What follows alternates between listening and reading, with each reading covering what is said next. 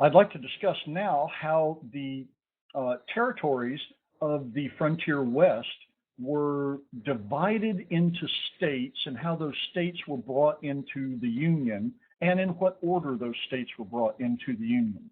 That is, how did the federal government uh, exercise its control over those American territories? Let's look at the process by which the American body politic has been expanded since the days even before the Constitution. Think back to your lessons about the immediate aftermath of the American Revolution and the pre-constitutional era, that is, under the Articles of Confederation. There was no accepted mechanism for accepting new territory into the United States as it was then, and there was no mechanism for how to deal with territory if indeed it was ever accepted. So in the 1780s, particularly 1785 and 87, the American Congress at the time accepted the Land Ordinance of 1785 and the Northwest Ordinance of 1787, and working together, these two ordinances became quasi-constitutional. They became the accepted mechanism by which a territory would be accessioned by the United States, and then that territory would be converted into states and what status those states had. And this has been our guiding light, our guiding law ever since. Whenever there's a new state to be brought in, this is how it works. The new state would actually a new territory would either petition to come into the United States, or the United States would break up a larger area into territories, creating one territory after another as the area of land under consideration grew in population. This began in what we consider the old Northwest, that is Ohio, Indiana, Illinois, Michigan, Wisconsin, and other states in that area, in what we call today the upper Midwest. To move from a non-existent status to the status of a territory, then a local government acting in trust for the territory would write a constitution-like document, something of a petition to be created into a territory, and guarantee, this was particularly true after 1789, 1790, they had to guarantee a Bill of Rights in their territorial paperwork, in their territorial quote-unquote constitution. Once they were established as a territory, then a three-step method pertained for being admitted as a new state. And this three-step method took a little while to accomplish, and was accomplished with either greater facility or lesser facility, depending on the national politics at the time. For example, bringing Kansas into the Union was a precursor to the Civil War. Tensions were high, and that just simply sparked problems that became manifest in the Civil War. At first, when a state,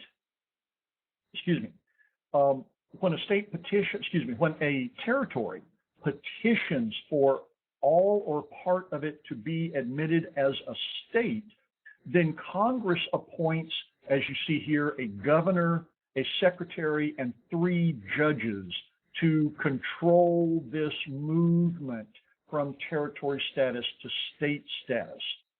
The state in a general election elects an assembly, that is like a legislature, and 1 non-voting delegate to Congress. And the reason to become a state is to send 2 senators and any number of representatives to Congress so that your people can enjoy the benefits of statehood in the United States and not be left to the mercies of not having any real representation. And you see here that 1 non-voting delegate to Congress, much like what Washington, D.C. has now, does not really protect you. You don't have a vote. All you have is 1 person who has moral suasion as the only tool in their toolbox.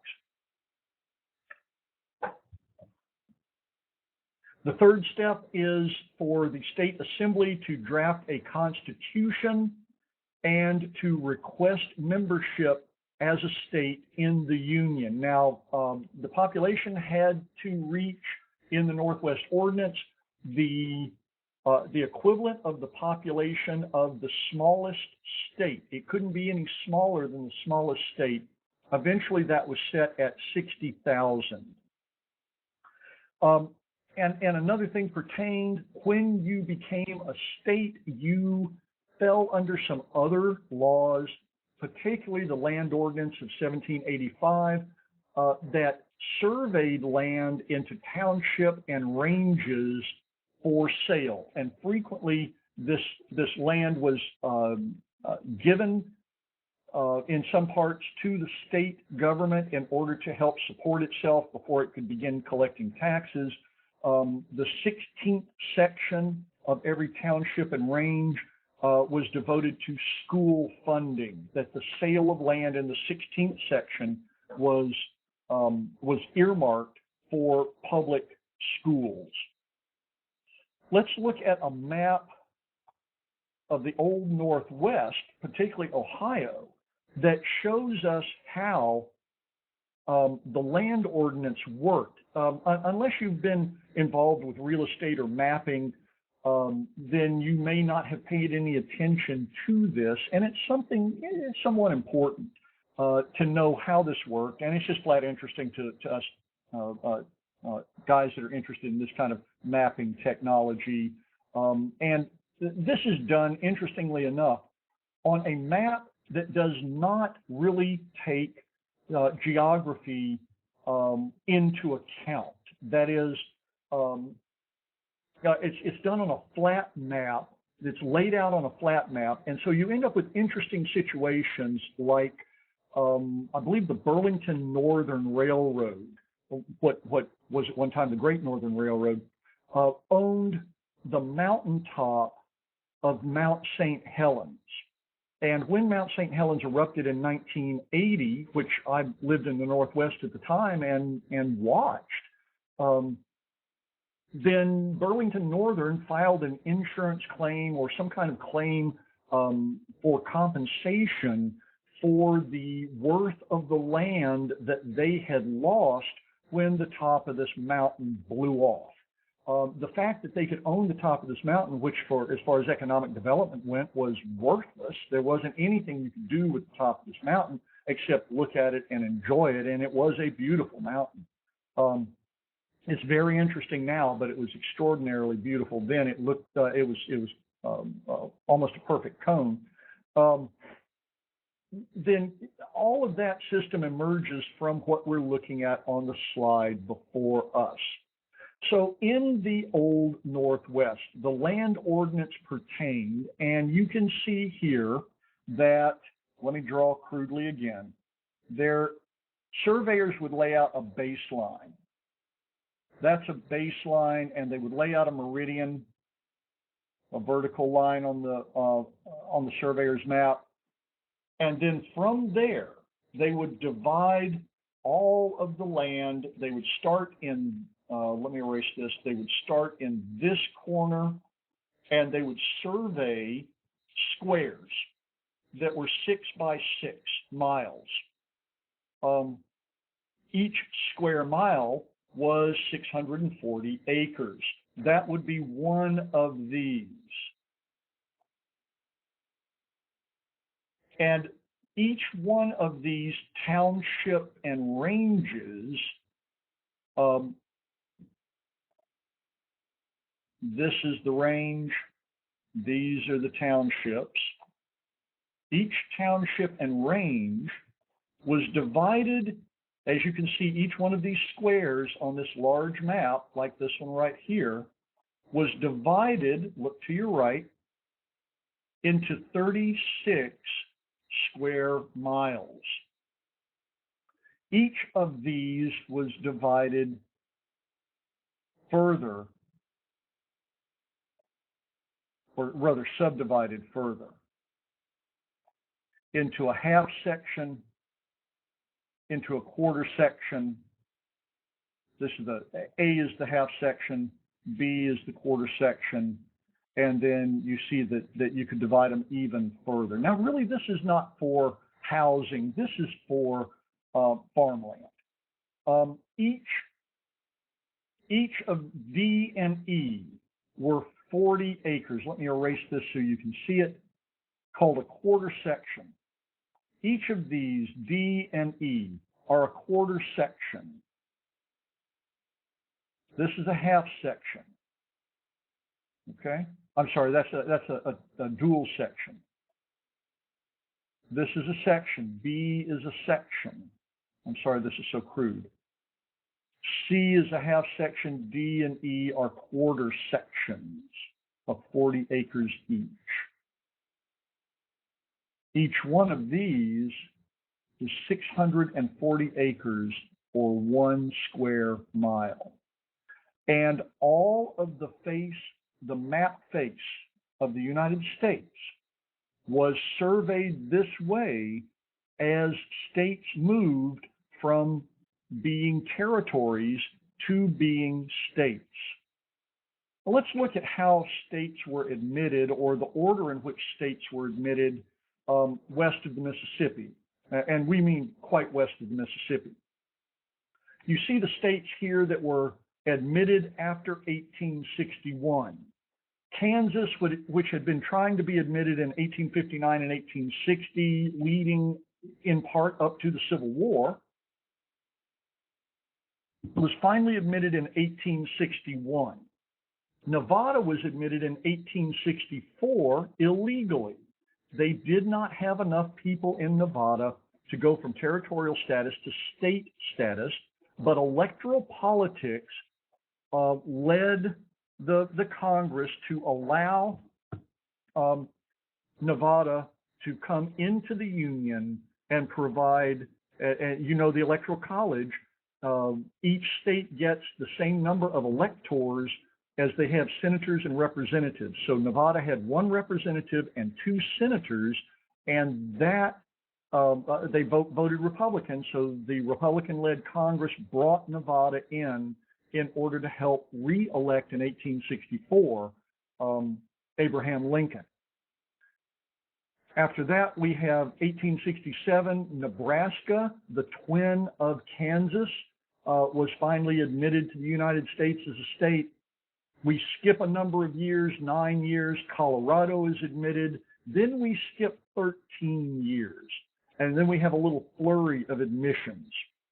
The reason that we skip 13 years is because the Congress was divided almost exactly evenly between Democrats and Republicans, and neither party trusted that they could maintain their parity or gain if they admitted other states to the Union. Well, after 1889, the Republicans gained the ascendancy again, and were able, the election of 1888, Republicans gained the House ascendancy and were able to admit over the course of the following 2 years 6 states: North Dakota, South Dakota, Montana, Washington, Wyoming, and Idaho. That is 1889 and 1890. Then we see a skip up till 1896 when Utah was admitted. another skip to 1907 when Oklahoma was admitted, and the last two states admitted to the United States in the lower 48 were Arizona and New Mexico in 1912. It was not until 1959 that Hawaii and Alaska were admitted as states to the Union. But that's beyond the purview of this particular lecture. So you see that using the Northwest Ordinance of 1787 and using the Land Ordinance of 1785, we admitted 14 states to finish off the lower 48 between 1861 and 1912, surveyed the land, and made it available for purchase. We also set up state governments in every one of these states that mimicked the state government, the federal government, in having three branches, executive, legislative, and judicial. One state, until just recently, had a single body legislature called a unicameral legislature, and that was Nebraska. They did not have a Senate and a House. They merely had one body acting as their legislature, which is perfectly acceptable under the Northwest Ordinance. And with that, we finish this lecture about governance and state admission of the territories of the Frontier West. Thank you again.